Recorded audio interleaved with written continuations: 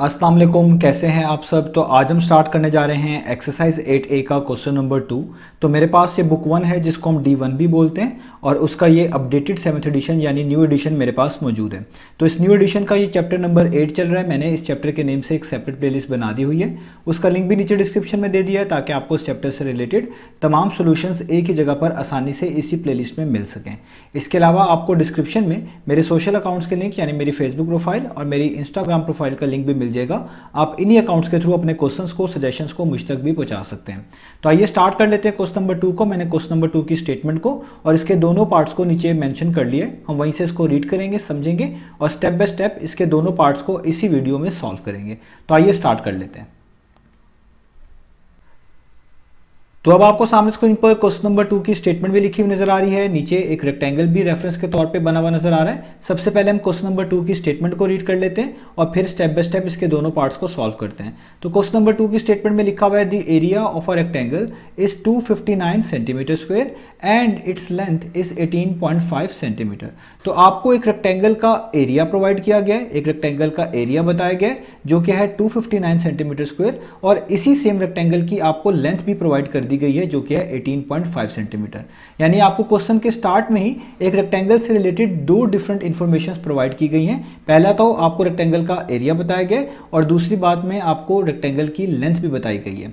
तो आगे आपसे कहा जा रहा है फाइंड, आपने फाइंड करके दिखाना है। पहले पार्ट में इट्स ब्रेड्थ, आपने इस रेक्टेंगल की ब्रेड्थ फाइंड आउट करके दिखानी है और दूसरे पार्ट में आपने इसी रेक्टेंगल का लिखा हुआ है इट्स पेरीमीटर यानी इसका पेरीमीटर फाइंड आउट करके दिखाना है। पेरीमीटर किसको बोलते हैं? पेरीमीटर बोलते हैं sum of lengths of all sides. कोई भी ज्योमेट्रिकल फिगर हो, आप उसकी तमाम साइड्स की लेंथ को ऐड कर दें, टोटल कर लें, तो जो चीज़ आपको आंसर के तौर पे मिलती है उसी को हम पेरीमीटर बोल रहे होते हैं। और याद रखिएगा पेरीमीटर्स में हम जिन लेंथ्स को ऐड कर रहे होते हैं वो आउटर मोस्ट लेंथ्स होती हैं, उन्हीं को हम पेरीमीटर के केस में कंसिडर कर रहे होते हैं और ऐड करके टोटल लेंथ फाइंड आउट कर रहे होते हैं जिसको हम पेरीमीटर कह रहे होते हैं। तो आपको क्वेश्चन की स्टेटमेंट यहाँ से क्लियर हो गई कि आपको एक रेक्टेंगल का एरिया गिवन है, उसी रेक्टेंगल की लेंथ भी गिवन है और पहले पार्ट में आपने उसकी ब्रेड्थ और दूसरे पार्ट में आपने इसी रेक्टेंगल का पेरीमीटर फाइंड आउट करके दिखाना है। अब थोड़ी सी चीज़ों को यहाँ पर डिस्कस कर लेते हैं कि किसको लेंथ कहना है, किसको ब्रेड्थ कहना है, एरिया से क्या मुराद है। तो सबसे पहले आप देखिए यहाँ पे लिखा हुआ है एरिया ऑफ अ रेक्टेंगल, तो इससे क्या मुराद है। तो यहाँ पर ये मैंने रेफरेंस के तौर पर एक रेक्टेंगल बनाया हुआ है। तो एरिया ऑफ अ रेक्टेंगल से मुराद है कि इस रेक्टेंगल की 4 साइड्स हैं, इन 4 साइड्स के अंदर जितना जितना रीजन आता है, जिनको मैं इस तरीके से शेड कर रहा हूँ, ये तमाम का तमाम रीजन रिप्रेजेंट करता है किसको? एरिया ऑफ अ रेक्टेंगल को। यानी इन 4 साइड्स के अंदर जितना भी रीजन है ये तमाम रीजन रिप्रेजेंट करेगा एरिया ऑफ अ रेक्टेंगल को, जिसकी वैल्यू भी आपको बता दी गई है जो कि है 259 सेंटीमीटर स्क्वायर।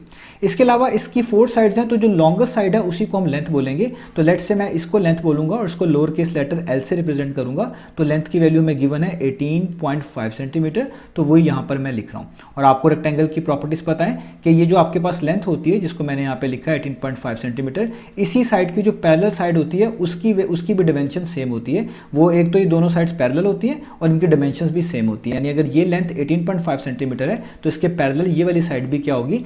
18.5 सेंटीमीटर। ये भी आप लेंथ ही कहेंगे, ये भी लेंथ को ही रिप्रेजेंट कर रही होगी। अब इन दो साइड्स के अलावा जो 2 साइड्स बच जाती हैं वो बेसिकली ब्रेड्थ को रिप्रेजेंट कर रही होती हैं। तो इन 2 साइड्स को आप ब्रेड्थ कह सकते हैं। तो ब्रेड्थ को हम लोअर केस लेटर बी से रिप्रेजेंट करते हैं क्योंकि ये फाइंड आउट करके दिखानी है, तो मैं इसके आगे क्वेश्चन मार्क डाल रहा हूँ। आप देख सकते हैं यहाँ पे पहले पार्ट में फाइंड आउट करना है अपने ब्रेड्थ को।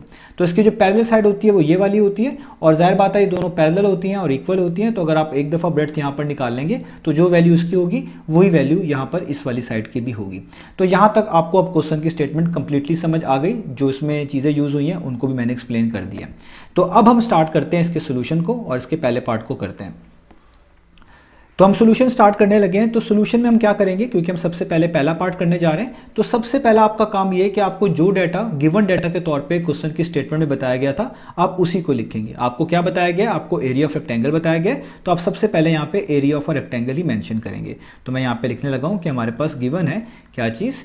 Area of a rectangle. और एरिया ऑफ रेक्टेंगल को आप कैपिटल ए से रिप्रेजेंट करते हैं एरियाज को यूजुअली, तो आप यहाँ पे कैपिटल ए भी लिख सकते हैं। और इसकी वैल्यू कितनी हमारे पास गिवन है? इसकी वैल्यू गिवन है 259 सेंटीमीटर स्क्वायर।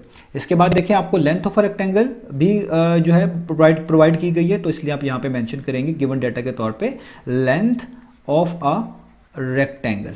और लेंथ को हम लोअर केस लेटर एल से रिप्रेजेंट करते हैं, तो इस तरीके से हम यहाँ पे एल लिखेंगे जो कि लेंथ को रिप्रेजेंट कर रहा होगा। और वो आपके पास कितनी वैल्यू गिवन है? वो है 18.5 सेंटीमीटर। इसी तरीके से पहला पार्ट कर रहे हैं तो पहले पार्ट में आपने ब्रेड्थ फाइंड आउट करके दिखानी है, तो इसलिए हम यहाँ पे लिखेंगे कि हम basically breadth of a rectangle को फाइंड आउट करना चाहते हैं। ब्रेड्थ ऑफ अ रेक्टेंगल ये हम फाइंड आउट करना चाहते हैं और ब्रेड्थ को लोअर केस लेटर बी से रिप्रेजेंट कर रहे हैं, तो इसके आगे मैं क्वेश्चन मार्क डाल रहा हूं क्योंकि ये चीज़ हमने फाइंड आउट करनी है। तो अब हम ब्रेड्थ कैसे निकाल सकते हैं, तो याद रखिएगा जो डाटा आपको गिवन होता है वही आपको मदद करता है आपके पास रिक्वायर्ड वैल्यूज़ को निकालने में। तो देखिए यहाँ पर आपको एरिया ऑफ रेक्टेंगल गिवन है, लेंथ भी गिवन है और ब्रेड्थ निकाल कर दिखानी है। तो अगर आप नोटिस करें कि जो चीज़ आपको सबसे पहले गिवन है जो कि एरिया ऑफ रेक्टेंगल है, तो अगर आपको एरिया ऑफ रेक्टेंगल का फॉर्मूला याद हो जो कि होता है लेंथ मल्टीप्लाई बाय ब्रेड्थ, तो आपको इस चीज़ से अंदाजा हो जाएगा कि एरिया ऑफ रेक्टेंगल में तीन चीज़ें आती हैं। एक तो एरिया खुद आता है, दूसरा लेंथ का जिक्र भी आता है और तीसरा ब्रेड्थ का जिक्र भी आता है। तो आपके पास तीन डिफरेंट चीज़ें आती हैं, उनमें से दो की वैल्यूज़ तो आपको पहले से बता दी गई हैं। एरिया भी आपको बता दिया गया रेक्टेंगल का और इस रेक्टेंगल की लेंथ भी बता दी गई है। तो इसका मतलब आप ब्रेड्थ बड़ी ईजी से कैलकुलेट कर सकते हैं एरिया ऑफ रेक्टेंगल के फॉर्मूले से। तो इसलिए हम यहाँ पर जो चीज़ गिवन है उसी का फॉर्मूला यूज़ करेंगे, वही हमें मदद करेगी ब्रेड्थ को फाइंड आउट करने में। तो एरिया ऑफ रेक्टेंगल गिवन है, मैं एरिया ऑफ रेक्टेंगल का ही फॉर्मूला यहाँ पर लिखने जा रहा हूँ, यूज़ करने जा रहा हूँ। तो आप यहाँ पे लिखेंगे कि हम फाइंड आउट करने जा रहे हैं क्या चीज़, एरिया ऑफ अ रेक्टेंगल। तो एरिया ऑफ रेक्टेंगल का फॉर्मूला आपने याद रखना है। एरिया ऑफ रेक्टेंगल का फॉर्मूला होता है लेंथ मल्टीप्लाई बाय ब्रेड्थ। ये एल लेंथ को रिप्रेजेंट कर रहा होता है, बी ब्रेड्थ को रिप्रेजेंट कर रहा होता है। तो अब आपने जस्ट ऊपर से जो वैल्यूज है यहाँ पर इस फॉर्मूले में पुट कर देनी है। एरिया ऑफ रेक्टेंगल की जगह पर एरिया आपने पुट कर देना है जो कि यहाँ पे गिवन है 259। तो देखिए मैंने एरिया ऑफ रेक्टेंगल की जगह पर 259 लिख दिया। इक्वालिटी का साइन वैसे ही रहेगा। लेंथ आपको इस रेक्टेंगल की 18.5 सेंटीमीटर गिवन है, तो आप यहाँ पे लिख लें 18.5। आगे मल्टीप्लाई का साइन और ब्रेड्थ आपने फाइंड आउट करनी है, तो उसकी जगह पे आप इस b को वैसे का वैसे रहने दें। तो जस्ट अब आपने यहाँ पर b की वैल्यू निकालनी है, तो आप इजीली ब्रेड्थ बता पाएंगे। अब यहाँ पर आप डायरेक्ट कैलकुलेटर के जरिए भी प्रोसेस कर सकते हैं। अगर आपको प्रोसेस आता है तो वो आप वीडियो को स्किप करके देख सकते हैं, अदरवाइज मैं यहाँ पर कंप्लीट प्रोसेस करूँगा कि ताकि आपको समझ आ सके कि हम ब्रेड्थ को किस तरह कैलकुलेट करेंगे। तो स्टार्ट कर लेते हैं। तो यहाँ पर देखिए आप 259 को वैसे उतारेंगे, हम यहाँ पर डेसिमल खत्म करेंगे और डेसिमल रिमूव करना आपको आता ही। जब भी डेसिमल रिमूव करते हैं उसके आगे डिजिट्स काउंट करते हैं। अगर एक डिजिट हो तो डेसिमल हटाकर डिनोमिनेटर में 10 लिखते हैं, 2 हो तो 100, 3 हो तो 1000 और इसी तरह चीज़ें चलती रहती हैं। यहाँ पर डेसिमल के बाद एक डिजिट है, तो जब आप डेसिमल को हटाएंगे ये 185 बन जाएगा और नीचे आपको जस्ट 10 लिखना पड़ेगा और मल्टीप्लाई का साइन वैसे और ब्रेड्थ वैसे का वैसे। अभी भी आप देखिए इनमें मजीद कैंसिलेशन होती है ऊपर नीचे। तो ऊपर 185 लिखा हुआ है, नीचे 10 लिखा हुआ है। ऊपर वाले नंबर का लास्ट डिजिट 5 है, नीचे वाले नंबर का लास्ट डिजिट 0 है। तो किसी भी नंबर का लास्ट डिजिट 0 हो या 5 हो, दोनों केस में वो नंबर हमेशा कंप्लीटली 5 से डिवाइड होता है। इसका मतलब ये दोनों को डिवाइड करने वाला नंबर 5 मौजूद है। आप उससे इनको कैंसिल आउट कर दें ताकि चीज़ें आसान हो जाए। तो 5 2 टाइम्स क्या होता है आपके पास 10 और 5 को आप 37 से मल्टीप्लाई करें तो 185 होता है। यानी ऊपर आ गया 37, नीचे बचा 2, मल्टीप्लाई का साइन वैसे ही और ये ब्रेड्थ आपके पास वैसे की वैसे ही। तो अब हम इन चीज़ों को फर्दर करते हैं। तो देखिए अब कोई भी कैंसिलेशन नहीं होती। तो जब कोई भी कैंसिलेशन ना हो रही हो तो ऊपर लिखी हुई चीज़ों को ऊपर से मल्टीप्लाई कर देते हैं, नीचे लिखी हुई चीज़ों को नीचे के साथ। तो b के नीचे कुछ नहीं लिखा हुआ, आप अपनी आसानी के लिए 1 लिख लें। तो 37 को b से मल्टीप्लाई करें, तो जब भी कोई एक नंबर किसी सिंगल लेटर से मल्टीप्लाई होता है तो आप नंबर को भी लिख लेते हैं और उसके आगे इस तरीके से लेटर को भी लिख लेते हैं। यानी 37 b टाइम्स कितना हो जाएगा 37b और नीचे वाले को नीचे से कर दें तो 2 1 टाइम्स कितना हो जाएगा 2। यहाँ तक हमने कर लिया। अब क्योंकि हमने b की वैल्यू निकालनी है तो 37 को भी 2 को भी यहाँ से हटाना है और इक्वलिटी साइन के दूसरी तरफ मूव करना है। तो 2 यहाँ पर 37b को डिवाइड कर रहा है। तो कोई भी चीज़ यहाँ पर डिवाइड कर रही हो, जब आप उस चीज़ को इक्वलिटी साइन के दूसरी तरफ मूव करते हैं तो दूसरी तरफ जाकर वो आप कह लें मल्टीप्लाई होती है या मल्टीप्लाई करती है। तो 2 यहाँ पर 37b को डिवाइड कर रहा है, तो जब आप इस 2 को दूसरी तरफ मूव करेंगे तो ये वहाँ जाकर 259 को क्या करेगा मल्टीप्लाई करेगा। तो यहाँ पे आप कर लेंगे 259 मल्टीप्लाई बाय 2। यूँ भी कह सकते थे 2 यहाँ पर डिवाइड करा, वहाँ जाकर मल्टीप्लाई हो गया, तो 259 मल्टीप्लाई बाय 2 लिख दिया और यहाँ पे जस्ट क्या बच जाएगा 37b। आप इस स्टेप को इस तरह भी कर सकते थे कि दोनों तरफ 2 से मल्टीप्लाई करवा देते, तब भी आपको यही इक्वेशन मिलती। अब आप यहाँ पर 259 को पहले 2 से जो है मल्टीप्लाई करें, तो मैं यहाँ पे करके भी दिखाता हूँ। 2 9 टाइम्स 18 होता है, यहाँ पर 1 आएगा। 2 5 टाइम्स 10, ऊपर वाला 1 ऐड करेंगे तो 11 हो जाएगा, यहाँ पर 1 आ जाएगा।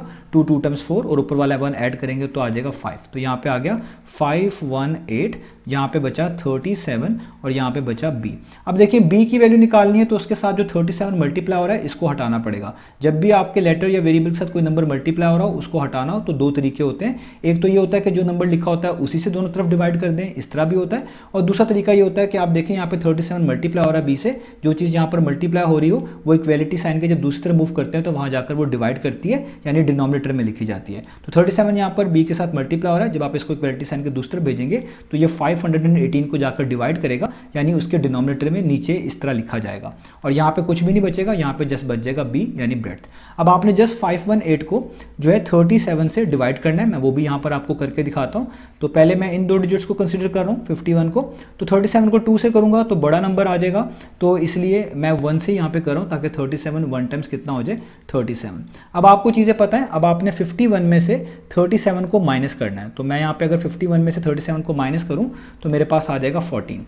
अब नेक्स्ट डिजिट उतारना पड़ेगा, तो यहाँ पे आ जाएगा 148। अब 37 को किसी ऐसे नंबर से मल्टीप्लाई करना है कि आपके पास 148 आए, तो अगर आप 37 को 4 से मल्टीप्लाई करें तो 4 7 टाइम्स कितना होता है 28, यहाँ पर 2 आ जाता है, 4 3 टाइम्स कितना होता है 12 और ऊपर वाला 2 ऐड करेंगे तो कितना हो जाएगा 14। तो 37 4 टाइम्स देखिए पूरा कंप्लीटली 148 आ जाता है और 148 माइनस 148 0 होता है, तो इसका मतलब आपको आंसर मिल गया 14, यानी 37 को 14 से मल्टीप्लाई करें तो 518 आता है। तो 37 1 टाइम्स, 37 14 टाइम्स, तो आपको ब्रेड्थ मिल गई। ब्रेड्थ कितनी आ गई 14, और ऊपर डायमेंशन सेंटीमीटर यूज़ हुई हैं लेंथ के लिए, तो आपने भी ब्रेड्थ के लिए जो है सेंटीमीटर ही यूज़ करना है, जिस तरह आप देख सकते हैं। तो इसलिए हम ब्रेड्थ में आगे लिख देंगे, हमारे पास आ गए 14 सेंटीमीटर। तो पहला पार्ट हमने कर लिया, हमने ब्रेड्थ फाइंड आउट कर ली, वो कितनी थी 14 सेंटीमीटर। अब हम इसका पेरीमीटर भी निकाल लेते हैं, यानी पार्ट नंबर 2 भी कर लेते हैं। तो अब हम स्टार्ट कर लेते हैं इसके पार्ट नंबर 2 को। तो पार्ट नंबर 2 में आपने इस रेक्टेंगल का पेरीमीटर फाइंड आउट करके दिखाना है। पेरीमीटर का क्या मतलब होता है, sum of length of all sides. आप किसी भी ज्योमेट्रिकल फिगर की तमाम साइड्स की लेंथ को अगर ऐड कर दें, टोटल कर लें, तो जो वैल्यू मिल रही होती है उसी को हम पेरीमीटर बोल रहे होते हैं, और लेंथ से मुराद हमेशा आउटर मोस्ट लेंथ ली जाती है पेरीमीटर के केस में। अब यहाँ पर आप दो तरीकों से रेक्टेंगल का पेरीमीटर निकाल सकते हैं। एक तो इस रेक्टेंगल की 4 साइड्स हैं, दो तो 18.5 है, ब्रेड्थ भी अब आप निकाल चुके हैं। ब्रेड्थ कितनी अभी आपने फाइंड आउट करी है पहले पार्ट में, वो फाइंड आउट करिए 14 सेंटीमीटर। तो दो दफ़ा आपको ब्रेड्थ 14 सेंटीमीटर लेनी पड़ेगी, दो दफ़ा 18.5, इन सबको ऐड करेंगे तो भी आपके पास रेक्टेंगल का पेरीमीटर आ जाएगा। और दूसरा तरीका ये है कि आप रेक्टेंगल के पेरीमीटर का फॉर्मूला लिखें और उसकी मदद से जो है आप जो है इजीली इसका पेरीमीटर कैलकुलेट कर लें। तो हम भी यहाँ पर इसी तरीके से करने जा रहे हैं, क्योंकि ये फॉर्मूला आपको आना चाहिए, आगे वर्ड प्रॉब्लम्स में आपको इसकी जरूरत पड़ेगी।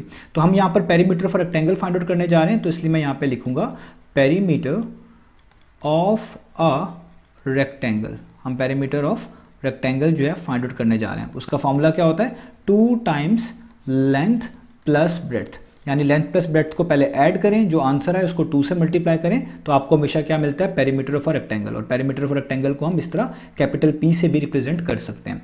तो अब हम यहाँ पर फाइंड आउट कर लेते हैं। कैपिटल P वैसे लिख रहा हूँ, पेरीमीटर ऑफ रेक्टेंगल की जगह पर 2 वैसे का वैसे। ये इसका फॉर्मूला है, पहले लेंथ लिखेंगे, लेंथ आपके पास गिवन थी, यहाँ पर ऊपर मैंशनड है 18.5, और इसमें ऐड कर देंगे ब्रेड्थ को। ब्रेड्थ ऊपर अभी हमने पार्ट नंबर 1 में फाइंड आउट करी है, जो कि है 14।